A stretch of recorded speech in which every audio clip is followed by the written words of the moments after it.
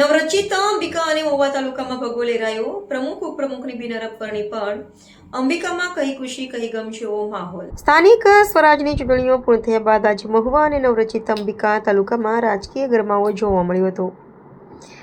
ધારાસભ્ય મોહનભાઈ ઢોડિયાના અધ્યક્ષતામાં બંને તાલુકા પંચાયતના પ્રમુખ અને ઉપપ્રમુખની સત્તાવાર વરણી કરવામાં આવી છે.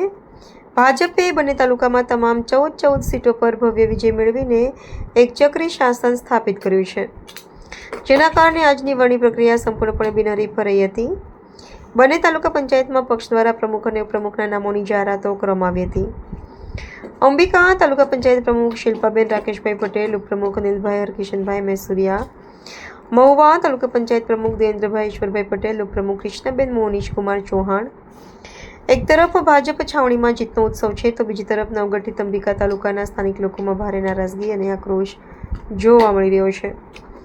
ચૂંટણીમાં અંબિકા તાલુકાની જનતાએ ભાજપ પર અતૂટ ભરોસો મૂકીને 14માંથી 14 તાલુકા પંચાયતની સીટો અને બંને જિલ્લા પંચાયતની સીટો ભાજપની જોડીમાં નાખી દીધી હતી. પરંતુ વાસ્તવિકતા એ છે કે નવો તાલુકો બન્યા પછી પણ લોકોની મુશ્કેલીઓ ઓછી થઈ નથી. જો સરકાર પાસે પૂરતો સ્ટાફ કે મકાન જ ન હતું તો પછી અંબિકાને નવો તાલુકો બનાવવાનો મતલબ શું? અંબિકા તાલુકો જાહેર થતાં જ જનતામાં જે ખુશી હતી તે હવે સરકારી તંત્રની ઉદાસીનતાને કારણે ગમમાં ફેરવાઈ ગઈ છે. તાલુકો તો નવો બની ગયો અને પ્રમુખ પણ નિમાઈ ગયા, પરંતુ કચેરીમાં પૂરતો સ્ટાફ નથી અને વહીવટી કામકાજ માટે મકાનની પણ પૂરેપૂરી વ્યવસ્થા નથી. પરિણામે પોતાના નાના મોટા સરકારી કામો કરવા માટે અંબિકા તાલુકાના લોકોને આજે પણ ધક્કા ખાઈને જૂના મુખ્ય મથક મહુવા જ જવું પડે છે. હવે જોવાનું રહેશે કે નવી નિમાયેલી બોડી અને ધારાસભ્ય મોહનભાઈ ઢોડિયાની જનતાના હાલાકી વહેલી તકે દૂર કરીને અંબિકા તાલુકાને પોતાનું નવું સુવિધાસભર મકાન અને પૂરતો સ્ટાફ ક્યારે અપાવે છે.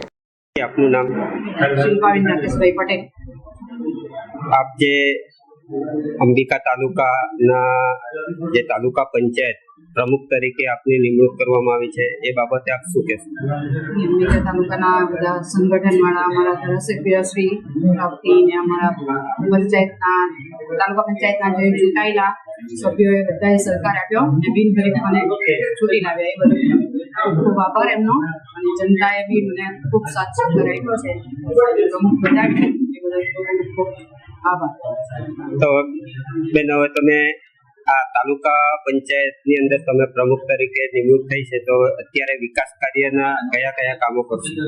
હવે વિકાસના જે બી કામ હશે તે હું સંપૂર્ણ પૂર્ણ કરવાની પૂરેપૂરી કોશિશ કરીશ. અને આ અંબિકા તાલુકાની જે તાલુકા પંચાયતની ઓફિસ અહીં જ યથાવત રહેશે કે પછી કોઈ સ્થળ બદલવામાં આવશે?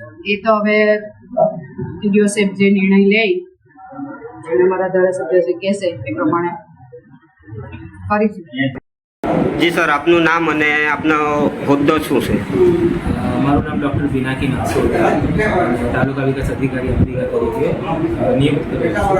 આજરોજ તાલુકા પંચાયત કચેરી ખાતે પ્રમુખ અને પ્રથમ સભાની અંદર પ્રમુખ અને ઉપપ્રમુખની બેઠકનું આયોજન, એમને ચૂંટવા માટેની બેઠકનું આયોજન કરવામાં આવ્યું હતું, જેમાં આજની સભાના અધ્યક્ષ અધિકારી અને પ્રાંત અધિકારી શ્રી પ્રાંત દક્ષિણ અમારા એમના અધ્યક્ષ સ્થાને શ્રીમતી શિલ્પાબેન રાકેશભાઈ પટેલ અને એમને પ્રમુખ તરીકે જાહેર કરવામાં આવ્યા છે બિનહરીફ, અને શ્રી અનિલકુમાર હરકિશનભાઈ મૈસુરિયા એમને ઉપપ્રમુખ તરીકે બિનહરીફ ચૂંટવામાં આવે છે. તો જી સર, અત્યારે તાલુકા પંચાયતની જે તાલુકા પંચાયતના જે હોદ્દેદારોની જે નિમણૂક કરવામાં આવી, તો અત્યાર પછીની આ કાર્યાલય અહીં જ શરૂ રહેશે કે પછી યથાવત રહેશે કે પછી કોઈ સ્થળ બદલવામાં આવશે? સભ્યશ્રી રજૂઆતને ધ્યાને લઈને આપણે આગળની જે પણ કાર્યવાહી કરવાની રહેશે તે કરીશું. તો અત્યારે હાલ પૂરતું ક્યાં લોકોએ જવું પડશે? આપણે અહીંયા પણ કચેરી ચાલુ જ છે, અહીંયા પણ આપણે સ્ટાફ બેસાડીએ જ છીએ, પણ અત્યારે જે સ્ટાફની અછત હોવાના કારણે મહુવાનો જે સ્ટાફ છે એમની મદદ લઈને જ આપણે જે કંઈ ઓફિસની કામગીરી છે તે કરી રહ્યા છે. અંશતઃ સ્ટાફ પણ જો અમને મળશે તો અમે કચેરીની તમામ જે પણ પ્રક્રિયાઓ કરવાની રહેશે તે બરોડા ખાતેથી કરીશું.